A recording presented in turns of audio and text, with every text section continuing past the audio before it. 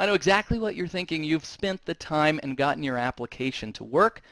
Functionality is flawless. Now is the time for beauty. How do you invest in design? How do you introduce a style? And how can you do it at the lowest cost possible, the lowest effort possible, so that in the end, your application is awesome? Well, it turns out it's pretty straightforward. Sometimes it's a drop-in replacement for some of the controls. Sometimes it's an introduction to some things that are free. They're all wrapped up in a suite available for you. That's what we're talking about on this episode of Dev Radio.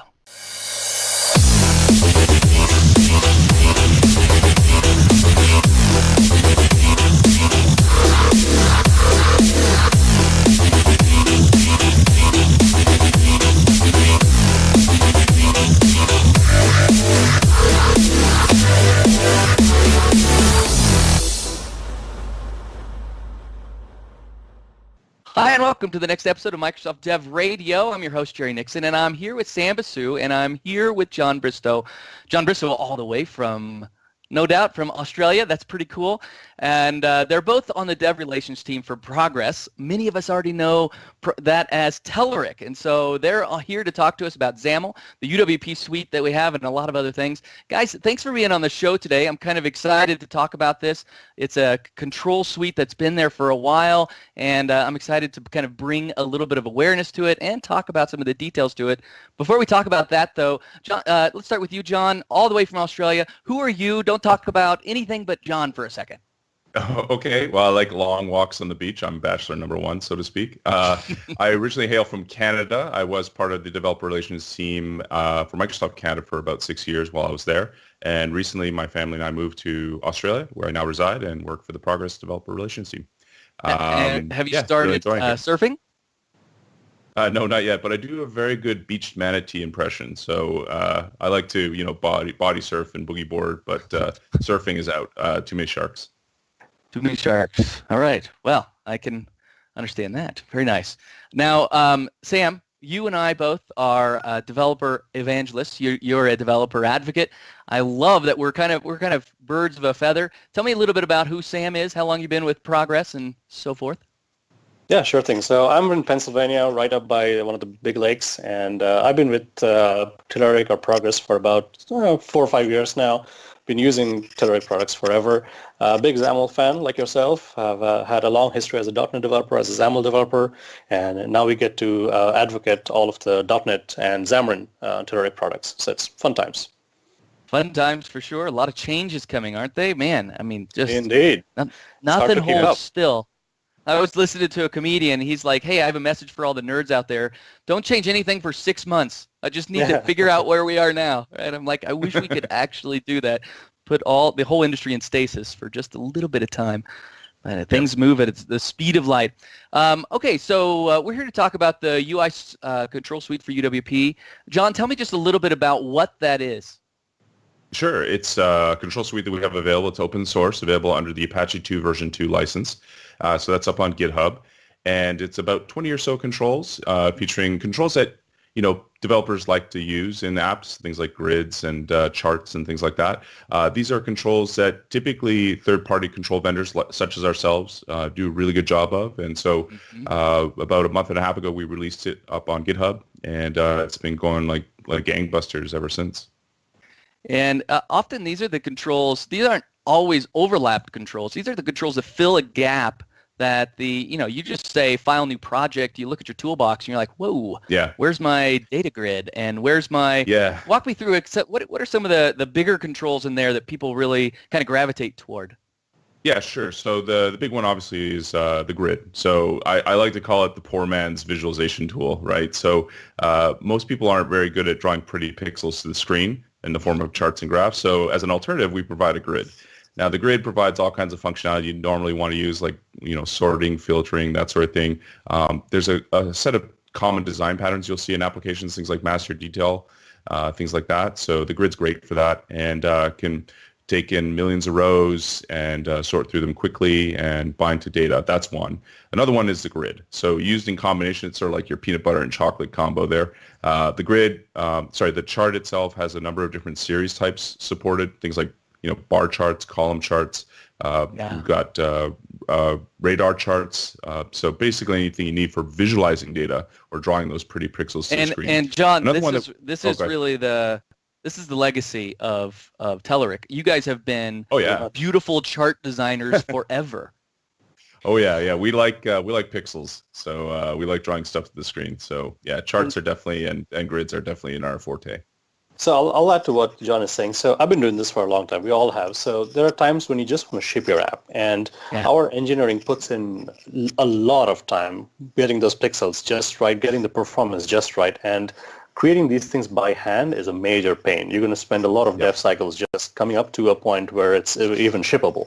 So we have done all the hard work for you, and it's open source. So just grab it, ship your apps faster. Now, Sam, help me with the preconception. Sorry, I was just going to add one go more ahead, thing. John. Just hang on. Sorry, I was just going to add one more thing. There was one more thing that I was just going to say, which is the third control that we have, which we've got 20, but there's another big one that's worth mentioning. And so that's called the data form. This one's kind of abstract, so I'll use my hands as visualization tools. So if you have an object in memory and you want to visualize it on the screen, what we can do with this thing called the data form is we can inspect the attributes that are on the object and generate dynamically a UI from that for form entry. So if I have a classic person with like first name, last name, age, date of birth, whatever, we can auto-generate a form for you based on attributes that are just populated on the class and then just spit it out on the screen. So that's another major component we have. That's an important component, and there's a lot around it. I can give hints to that component to say, I know this looks like a date, but please treat it like a text box. Or I can even add validation to it, right? Talk to me a little bit about some of the functionality around it, because this is sometimes I think in the XAML world, we forget how rapid we can build applications, but a tool like this or a component like this kind of capitalizes the R in rapid development. Oh yeah, absolutely. Like this is what we used to call the property grid. But if you think about it, it's, that's what you're looking for as a developer, is these controls to help you with those scenarios. So in those scenarios where you want just the ability to build a UI, that's pretty easy to do. We have a number of tools to do that. But as you said, the real important parts are things like validation or representing certain types a certain way, or even putting a custom UI control on top of that so that you can auto-generate these quickly. So we provide that all, and it's driven through attributes that you decorate on your class description. It's a really powerful control. It's one that I think a lot of developers are going to really like. It's sort of hard to conceptually visualize sometimes, but once they start using it, they love it. Yeah, and it's funny because especially when we start getting into things around forms over data. I mean, when I'm building Shazam, the app, I am really focused on that awesome little dial or that thing that spins and it's animated and gorgeous. But that's one out of a million. The other 999,000 need to get that out there, and they need to do it quickly, but they need to do it properly. And it's not about how unbelievably gorgeous it is. It's about, man, we have a lot of data and we need to get this in front of users in the proper way. Little tools like this are really great. Sam, help me with a conception I think a lot of developers have. If I decide that I'm going to use a Telerik tool from the suite at all, that basically means I've got to go all in, and everything is now part of the Telerik suite, right? Well, it depends. It depends, really. So if you are just talking about Telerik UI for UWP, it's a suite of, let's say, 20 plus controls. You can piecemeal, and we certainly don't want to take away what you're doing. We don't want to hold back your hands. So it's how you get it, right? So you can get the whole suite, or you can just get what you want. Could be a simple download, or you can go and get it from NuGet, and you just get to use what you really want, and just that bit makes its way into the app package and nothing more. So it's a matter of piecemealing it. So really, and again, the XAML namespaces, everything that you do is really following the standards. So it's not like you're kind of going all in with Telerik. You can just use that one control that you really want. Yeah. Now, you guys are a control vendor, which means you make controls for a living. And more importantly, though, the UI suite for UWP, this is open source. This is free. There is no it'll work for 30 days and then it won't. Why is this suite special? I think it's special because it fills a gap, as you identified earlier. I think Microsoft does a great job of providing runtime and frameworks for developers to be successful, especially for targeting UWP, which is awesome. And there's a lot of community stuff that's out there on GitHub. But as you said, we're really good at drawing pixels to the screen. We're really good at grids, and so that's our forte. And so we put all that stuff that we really know and love into these controls and made them available largely to the UWP audience there. So that was the reason why it's so special. How many of your control suites? Yeah, go ahead, Sam. So one is we love you, Jerry. We have to open source this for the XAML love. We share. Yeah, absolutely. Plus, I think if you look at UWP as a space, the platform has a big promise for Microsoft, right? Because it's not just one device that we're targeting. It's all Windows devices, from phones, tablets. And now you look at all of the futuristic devices like a Surface Hub and a HoloLens, right? So all of them run UWP apps. So the market to run your apps is huge. And we just want to share the love, really, and make UWP developers successful with their XAML UI. Yeah, I'm into sharing the love, that's for sure. And the fact that this suite is free and open source, that also means if I see that, I don't know, you've made the right margin 15 instead of 16 pixels or whatever, I actually have the ability now to go in. I can clone this, and I can submit a pull request. Yep. Absolutely. You can build it from source, you can clone it, and submit pull requests. So here's my 2 cents on open source and things. And I think us as an industry, we kind of treat, we are very pro open source nowadays, but open sourcing is not equals crowdsourcing sometimes. And I think, Microsoft sees this a lot. Some people will actually see that open sourcing means you're kind of exposing your engineers to a lot of stuff on GitHub, issues where things are like it's an assault on humanity because people just go on and on about things that they don't like. So it's all about sharing and collaborating together, right? So if what you're trying to do makes sense, submit a pull request, we'll take a look and we'll get it in. So it's very collaborative, and I think it's true for all of the Azure stuff, all of the stuff that's UWP Community Toolkit, everything that Microsoft open sources. It's the same exact story. It's all about inviting collaboration between developers and making sure we have a nice working environment for everybody.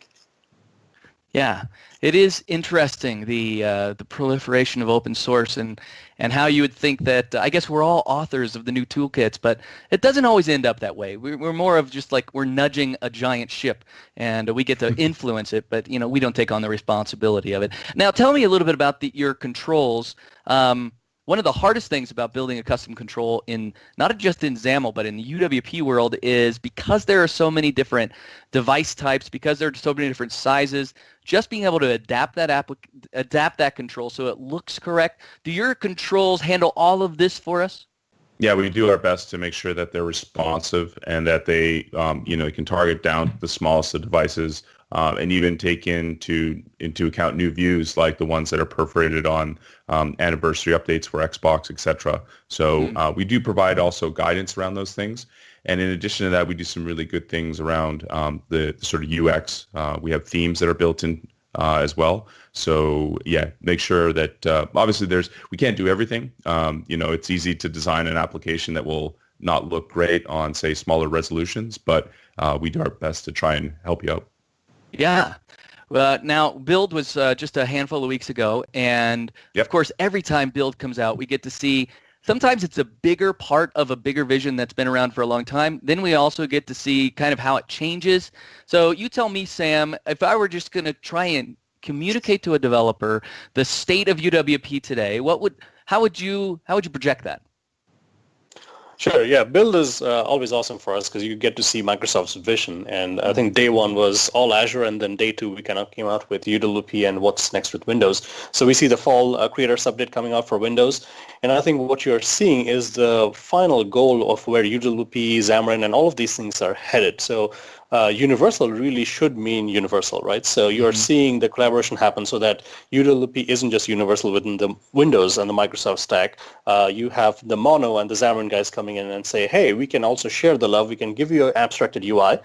So with Xamarin now, I can also target the UWP platform. And I think UWP as a platform is doing fantastic. I mean, you have some unique things that are only UWP, things like inking, all the stuff that you do with HoloLens and the Unity with the 3D and so on. So it's just a proliferation of devices and the support for UWP and taking that code base not just to Windows, but also exposing it out to iOS and Android and other platforms. So I was pretty excited coming out of Build. Well, let's talk about this proliferation over to iOS and Android as well. So this is pretty exciting and very unusual. Obviously, Microsoft being cross-platform, it seems crazy, and I'm still not used to it. Talk to me a little bit about Xamarin and kind of how it meshes here with all of these different pieces. Sure thing. So Xamarin started about 4 or 5 years back as its own product. I mean, it has a whole history with Mono and the earlier days. But Xamarin, as it stands today, is a platform where you can write C# and XAML, which is exactly what we like to write for UWP. Right. And you get to take that same code base to iOS, Android, Mac OS, smartwatches, TVs, you name it, and UWP. So really, it's one code base that you like maintaining, and the tools and the IDEs have really caught up a long way. So there is Visual Studio for Windows, which is where we are at, and they also kind of merged what Xamarin Studio was for a Mac into Visual Studio for Mac. Like if I told you 3 years back that there will be a Visual Studio full-featured IDE for a Mac, you'll laugh at me, right? But it's a reality, and it's beautiful.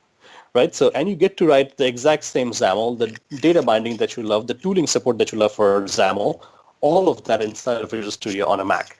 And the good thing is it's running on Mono right now, so you can target all of these platforms. There is Xamarin iOS, Xamarin Android if you want to build the separate heads by themselves, but for me it's Xamarin Forms, which is the abstracted UI.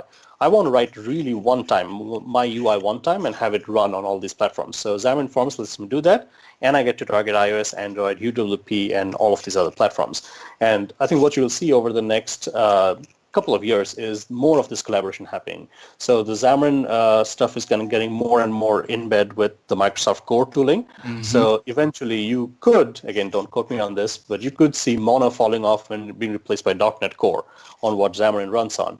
And the shim, the abstracted UI that Xamarin provides today, we are talking about having that same shim, the XAML shim, kind of cross over into iOS and Android from UWP. So, I mean, lots of exciting things happening. A lot of exciting things. Let's get back to that in just a second. John, I'm a developer. Sure. I've decided to write my UWP application because I'm targeting Windows 10. I've gone ahead and gone with the UI for UWP suite that you guys have. I love it. What's my experience when I go to other platforms? Do I see a similarity in architecture and API design across Telerik control suites? Oh, yeah. In fact, we've got libraries that are consistent across more than, say, 4 or 5 platforms. We have a library called the Document Processing Library that allows you to generate PDF and Word docs, and that API is consistent across 5 different stacks.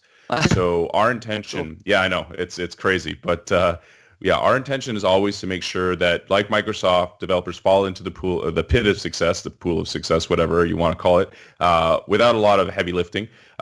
We try to do our best to eliminate headaches, and we try our best to make sure that the 90% sort of rule of targeting whatever the control will be is as seamless and as easy as possible. But from there, we have edge cases that customers come to us all the time. Like I have not 1 million rows, I have 1 billion rows. Can you handle that? And we'll be like, yeah, challenge accepted. Let's do it. And so now we have demos. Actually, I think our latest demo for WPF now has a demo that has 1 trillion rows in it. So we're always willing and able to take on new challenges. It's a to-do list app, so it's gonna talk about a guy who's busy. That's right. Don't do it. In case you were doing it, we'll try to help you out. Yeah, maybe it's worth contacting you guys if you have an actual trillion rows. Maybe that makes sense. It can be done. So John, I have all these controls, and I really do like them. And here's my experience. I think every Microsoft developer has a similar experience, right? We get MSDN magazine in the mail. And your competitors, roll the dice. One of you has decided to get the front cover. A couple of you are halfway in, and they're all, yeah, exactly. And I'm looking at it, I'm like, and honestly, I skip the articles first, right? You start with all the control vendors and these beautiful layouts like this, and they're almost inspiration pages, where you're like, man, what's the next wave of what applications are supposed to look like? And you guys really drive it. When a developer comes to you and they're like, hey, I love all the UI you guys are doing, what are some of the guidances, I guess, that you give to counsel them to build applications that look beautiful as well, other than, say, look at our advertisements in MSDN? That's a great problem to have if developers are challenged with making their apps look beautiful. Oftentimes developers are just trying to make their apps work, like they're like, I can't get this to work. And so when we get developers who are like, I really want to make it look awesome, that's a good problem to have. Man, I tell you, it's hard enough getting bits to actually draw on the screen. But when it comes to that, we've definitely got the built-in themes. Themes are consistent across all of our UI controls. And we make sure that those themes are kept up to date. For example, we've just updated some of our web frameworks with Bootstrap 4.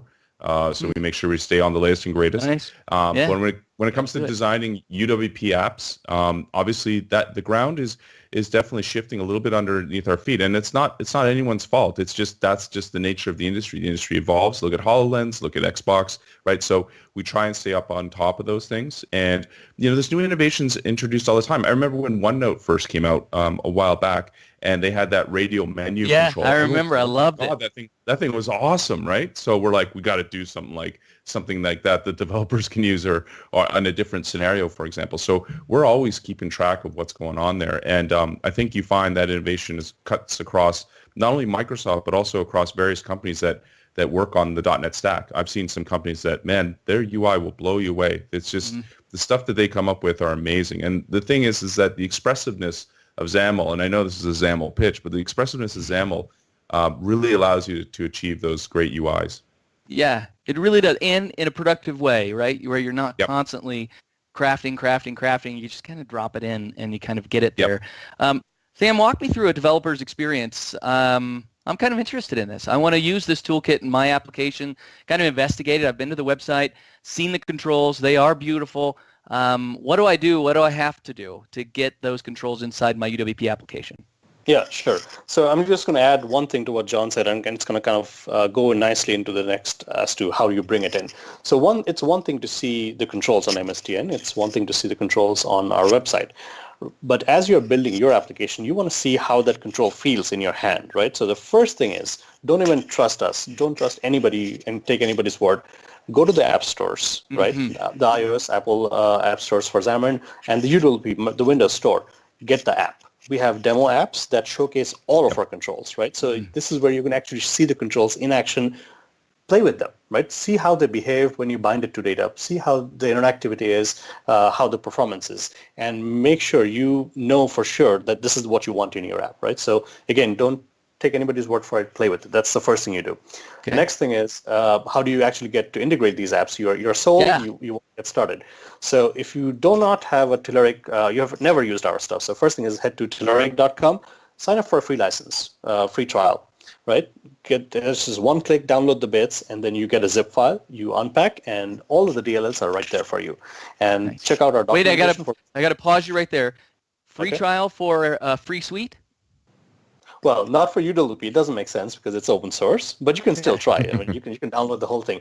Even if you go to GitHub, it downloads the whole zip file for you, which is essentially everything that you have. So from there on, you go to the documentation site for whichever exact control you want to use, and you don't even need to do that. Just set the right references in your project.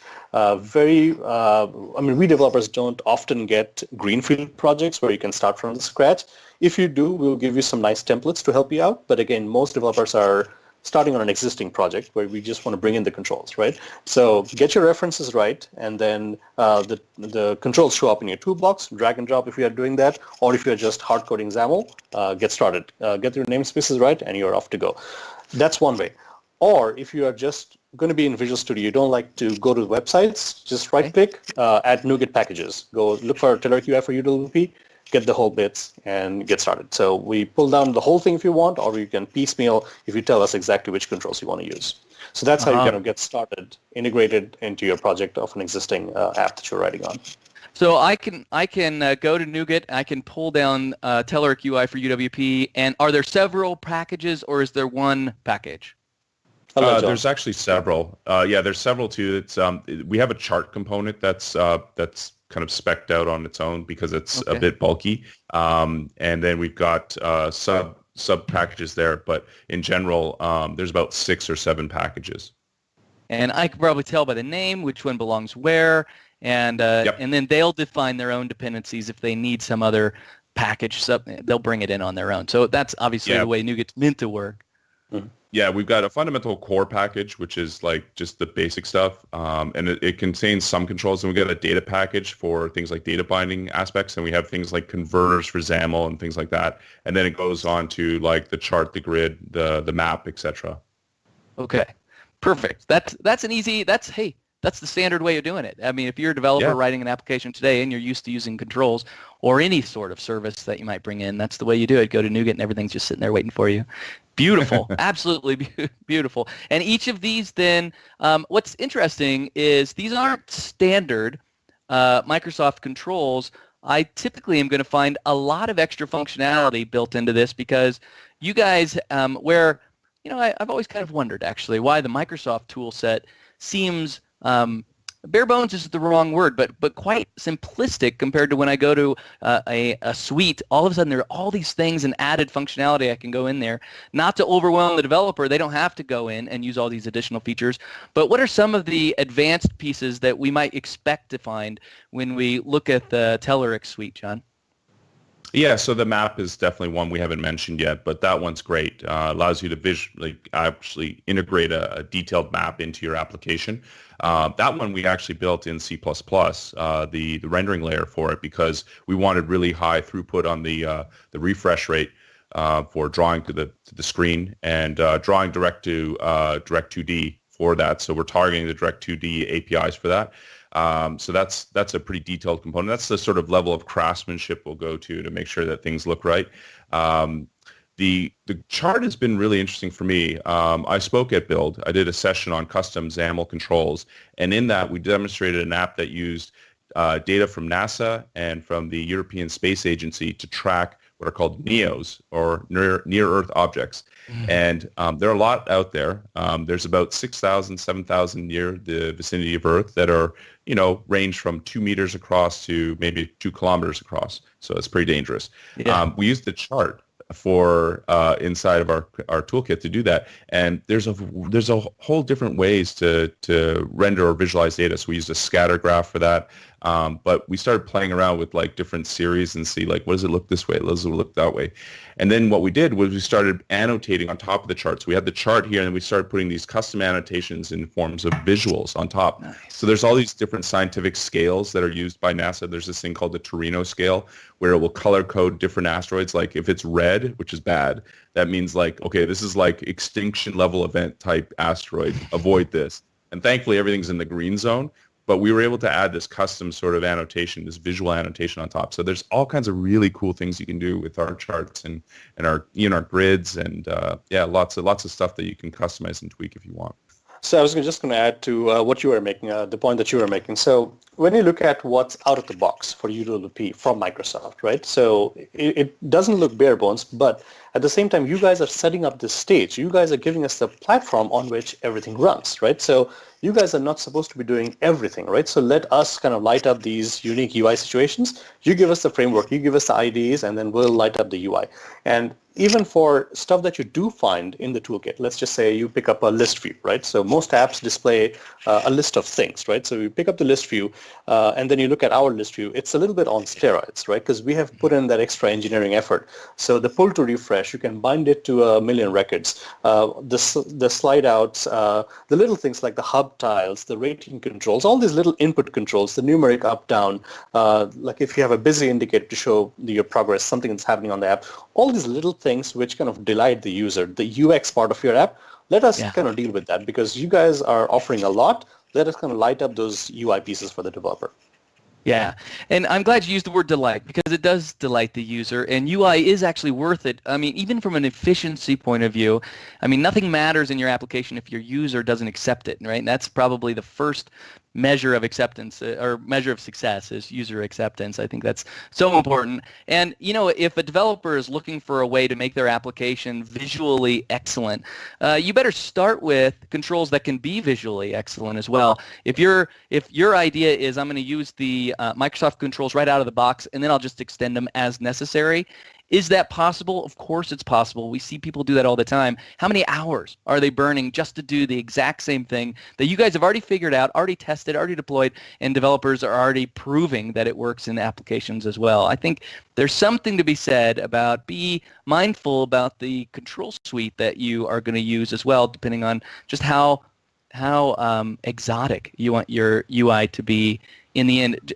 John, I want to talk a little bit about your build session because there is this issue around custom controls. A lot of developers are like, I'll just build it myself. And where one of them is taking control and customizing it and making it do more, that's one thing, right? That's why controls are made. There's another issue around building a control, like not from scratch, but kind of, I'm going to inherit from something and I'll build it out the way it needs to be. And I think there needs to be a word of warning for developers around that.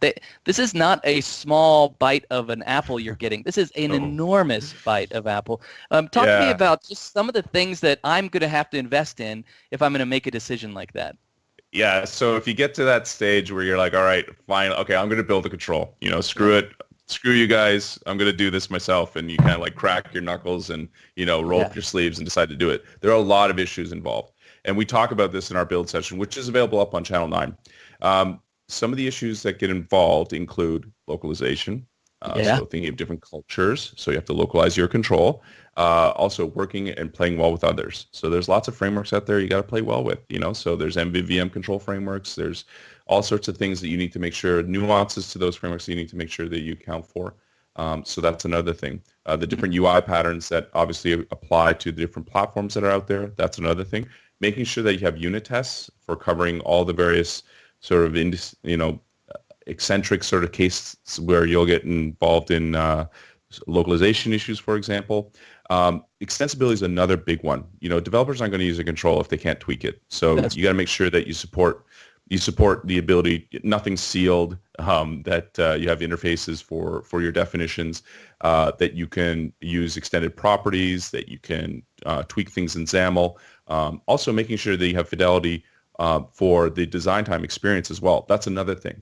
So a lot of developers, they'll be like, okay, I'm just going to build this control. It works at runtime. But then they forget, oh, yeah, there's this designer in Visual Studio that I need to support. So having design time support, there are attributes to target that. Installing the controls, how are you going to get it? It's not NuGet's fine, but sometimes people want to do the next finish thing. So there's sorts of nuances and things that you have to think about when designing. We talk about that in our session. And these are valuable things. Like you can't just overlook accessibility. You can't just overlook localization. I mean, all of a sudden you've kind of dumbed down your application to where it's just a toy, right? I mean, congratulations, you wrote your own control, but it's sort of silly. But now that at the same time, give me enough months and enough testing manpower, I can write my own control. But I mean, what kind of investment decision was that? That's just kind of foolishness all the way around. And that's the way I see it. Now let's talk about the ecosystem. You guys aren't the only people out there, right? Nope. I mean, we also see other toolkits like the UWP Community Toolkit. It's kind of interesting. We're at a place with UWP where there really aren't all that many things out there. Like you could there are a lot of little things here and there that are kind of fun and interesting, some very valuable, but on the whole, there are just a handful of big players today. So if you're like, man, I really want to understand the UWP ecosystem, you could do it. I mean, you could absolutely do it. Look at the Telerik UI for UWP. Look at Template 10 as a foundation. Look at the Windows template.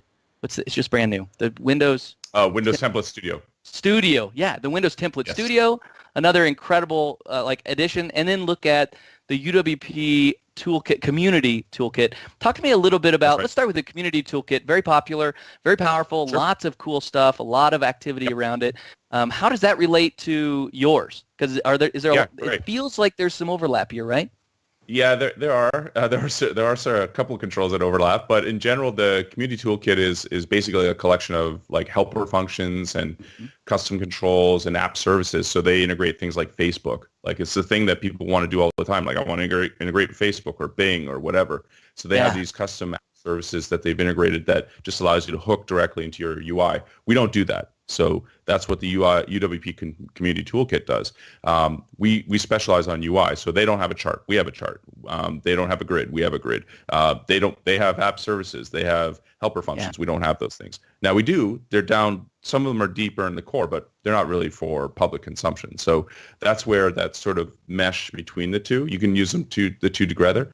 Works great. And on the point of being in the community, there's lots of stuff in the ecosystem that you can use. There's an awesome UWP list that you can check out on GitHub that lists a bunch of community projects that are available there. I think that I think the strides that Microsoft is making around this platform are really encouraging to see from my perspective, because it will encourage the community to get on board and start developing more things with this. That's how ecosystems thrive. When the platform is awesome, developers can be awesome.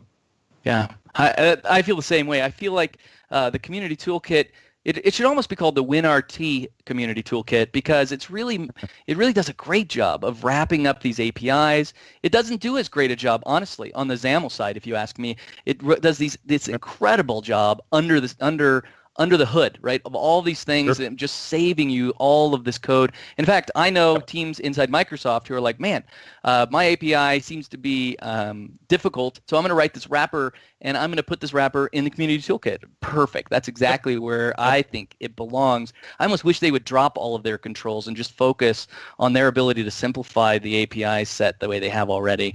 And then where do I go for all the great controls? Well, that is where UI for UWP by Telerik comes in and fills this. It doesn't fill a gap. It overflows the gap. I mean, it's kind of crazy. I appreciate the endorsement. Well, I don't mind saying it, but let's see. Do you have a pro version of this, or is this the UI toolkit for UWP? Yeah, no. This is what we got. This is everything basically for UWP. So yeah, this is what we're making available. Now that being said, to be intellectually and to be intellectually honest, there are other control vendors out there that do great job with their UWP controls as well. So I would encourage your audience to check them out as well. And that's the thing we always encourage our customers to do is look, take it for a test drive, kick the tires. Do you like it? It's enough for us to say, Sam and I to come up here and say, yeah, it's awesome, great. But it's a totally another thing, I think, for developers to actually kick the tires, add the NuGet package, play around with it, and then see how it works. And I think building a prototype is the first step in any evaluation. Yeah. Well, and so is the fact that it's open source. So is the fact that it's free. So is the fact you got a pat on the back at Build. I mean, there's certain things that are at least make it worth looking at. You know what I mean? Absolutely. Yeah. I can tell you it was a very proud moment for us to see our grid and charts at the keynote at Build. That's pretty awesome. And to your point, Jerry, I mean, this is it. So the entire control suite is open source. If you are an enterprise, however, and if you are picking up UI for UWP, we're also kind of legendary for our support. So there is a tier where you can just get additional support from our engineers if you're running into issues. Got it. Yep. So support's not free. The control suite is free, and you probably even have some services on that you can provide as well. And so that's obviously. I mean, I think everybody has pivoted to that business model as well, where obviously that's an important part of their business, and that's what customers want too. They're like, we love it. We don't have time to figure it out. Come tell us, and it just is what it is. And so I think everybody's a winner in the end, and it's a pretty sweet deal. I'll tell you what I can tell is apps that use it and apps that don't use it, because you load up the app that uses it, and let me just go the other way. You load up the app that doesn't use it, and you're like, hey, this is a fine app. I wonder if he wrote it at a hackathon. And then you look at the ones that do use it, and you're like, here is a developer who thinks I am worthwhile. You know what I mean? And actually cares a little bit about the user rather than just kind of knocking it out, because there's value in your app working. But that's the baseline, right? We expect your stupid app to work. We want it to look beautiful so that my experience is a delight, like you said, Sam. It's just one of those beautiful things. Sam, we hinted at it at the beginning. I want to get back to it before we close about kind of the I know that the history of XAML, like where we came from, WPF all the way through, right? And I can see UWP XAML and how it is truly it is the godfather of XAML. Like, no, there's no way of saying. I used to say it the opposite, where WPF was the godfather of XAML, but not anymore. Like, when you see the innovation going into UWP XAML, that is the XAML of XAMLs in my mind. That being said, there is a frustration because, man, we all love XAML, so we've introduced it in all these different places, and we haven't done a great job of making them all exactly the same. So at Build, we introduced XAML Standard as the beginning of that path to kind of ease the pain a little bit. Talk to me a little bit about what XAML Standard means here and just generally as a strategy for developers looking at declarative UI. Yeah, sure thing. So like you said, I mean, it's really the beginning of the path. I mean, there's quite a bit of work here to be done. We're just scratching the surface. And like you said, XAML kind of began from early days in WPF, and we have had Silverlight. We have seen it evolve with UWP. But the thing is, I mean, nobody kind of owned XAML as a standard. So everyone kind of did their own little thing with WinRT and with UWP. And Xamarin kind of went off on a little tangent because they were trying to come up with an abstracted UI, right? They were, yeah. They had all new problems to solve. Exactly, because I mean, how do you take a piece of text box or a button and you have it render one time in XAML and you kind of translate that at runtime on iOS, Android, and Windows to be native controls, right? So they had to come up with their own abstraction, and yes, they called it XAML, and yes, it's very different from WPF or Silverlight or UWP, for example. So to your point, yes, there are some frustrations. So why should I be able to have to write a UWP app or a WPF app in XAML and then not have the UI be shared when I move it to Xamarin land, right? So it's not exactly apples to apples. For example, Xamarin, when you're kind of laying out your visual tree, they call it like a stack layout versus a stack panel on WPF. They call it a label versus a text box or a text block on. Let me just vent on that for a second. When a developer starts with Xamarin Forms and they learn XAML and they come over to UWP and they're like, UWP XAML's weird. I'm like, no, anyway, they're looking at it backwards. But yeah, okay, I'm with you. It's not quite aligned, is it? Right. So the next step is to make it aligned, right? And it's not a very easy problem to solve, but they're taking the right steps. So at Build, they announced the XAML Standard, which is going to be a UI unification layer.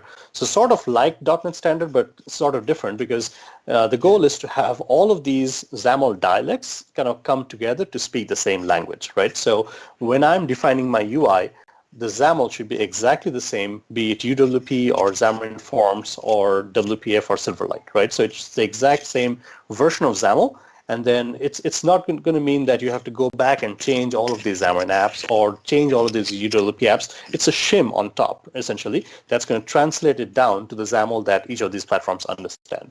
For developers, what it means is I get to write one UI, and then maybe it's the same app. Maybe it's just the same app that it's just sharing. Sorry about the crying kid in the background. But it's that same UI layer that I'm sharing between all of these apps. And even if I'm just taking some copy-paste code from UWP onto Xamarin Forms, it should be the exact same XAML that I'm taking. So again, it's just first step. Microsoft has really just opened up a GitHub repo and said, hey, community, come and tell us what you think about it. And yes, I mean, there are some hard sentiments, like from Silverlight days, people kind of going off the rails on the issues. But again, we're kind of bringing it all back in together. The .NET Foundation has a nice code of conduct for open source work. So it's a place where we can all go in today and say, this is what we think should be a standardized XAML when it comes to describing this particular UI on all of these platforms. And Microsoft is going to take that, and the promise is later in 2017, they will have the first spec, because essentially they're trying to write out the spec now, what this means, and then have that spec work on UWP and Xamarin Forms to start off, and then we'll I think one of the things that's special about XAML Standard and the fact that we are at the beginning is we are starting, I say we because I'm Microsoft, we are starting with what does the community want? Like here, let's just begin with, rather than us announce and reveal XAML Standard, and then how can we tweak it because we probably got it wrong. It's more of a, before we reveal, let's just, what are we talking about with XAML Standard and how can we possibly implement it? And I think a lot of developers, especially XAML developers who are familiar with how these platforms work, they see the complexity. This is not going to be just a turn of the knob and now we're all together. There's going to be some things to do. And I mean, when you look back at like XAML's history, it's rich. Like these developers who are XAML developers, they are peculiarly passionate about XAML. they love it in a way that's kind of unexpected, right? I mean, it is like, wow, this is just like a variation of XML you're talking about, but they love it. And partly because they're productive, partly because they spent their careers learning it, partly because they've seen the results, they know what it's like. So they're into this, and they have a lot of opinions. They're like, absolutely, if you're going to come up with some standard thing, do not do this. And I think it's awesome that this process begins with them, basically, and says, okay, we've heard all of your ideas. Some of these are not going to work out. We'll do our best. And I think that's a pretty sweet direction for us to go. And honestly, that's not the Microsoft way. And so this is kind of a special world we're in, where developers are like, what's going on with XAML? I think we're they have to be happy. How could they not be happy? They have to be happy. The future of XAML, when you look at investment inside Microsoft, of course you guys are investing in it, but inside Microsoft, the bulk of UI investment is XAML. A lot of people are like, wow, what's the future of XAML? I'm like, are you kidding? Do you not know that Windows is slowly being rewritten as XAML? Do you not know that Office is slowly being rewritten as XAML? Do you not know that all of our first-party apps are written as XAML? I mean, there is such a blooming future to XAML that it's pretty exciting to see that we're going to do it, and we'll standardize it to make your whole life easier. How will it be implemented on each platform? Sam, I hope you're right. I hope it's that easy. Yeah. And I mean, to your point, I mean, XAML is a rich ecosystem. The IDs, all the tools. I mean, we have invested in this for years, right? So it's obvious, and it's kind of assumed that people will be coming in passionate. But it's also the new Microsoft. I mean, when we see things from the outside, the collaboration, the openness that you guys work with nowadays, it's phenomenal, right? To your point, like, we are opening it up before we have even done anything. We are trying to write the spec. We're inviting the community to say, what is it that you want? And I think, to John's point, the Community Toolkit, UWP Community Toolkit, that's one of the best examples of the community working with Microsoft. I think it's like more than half of it is the community building it and Microsoft pitching it. So it's a big, old collaborative world where we just want to make developers successful. That's the business we are in, make developers successful. Maybe a big, new collaborative world even. All right, John, give us the final word here. I'm looking at UI for UWP Suite from Telerik. I know that it's free. I know that it's open source. I know it's beautiful. I know it's easy to use. What do you want developers to hear today? Go forth and build awesome apps. I mean, I know it sounds simple, but go build some apps. We really want to see what you guys can do with this thing, and push the boundary of what's possible, and certainly test our assumptions of what you think a grid or a chart or whatever should do. And we would love to be super impressed by what you guys do. So go forth and be awesome, basically. Go forth and be awesome. Good. Pretty easy challenge to nail there. John, thanks for being on the show today. This has been a fascinating talk. I love talking about XAML, UWP, and everything around it. Sam, thanks for being on the show. It's been a fascinating conversation.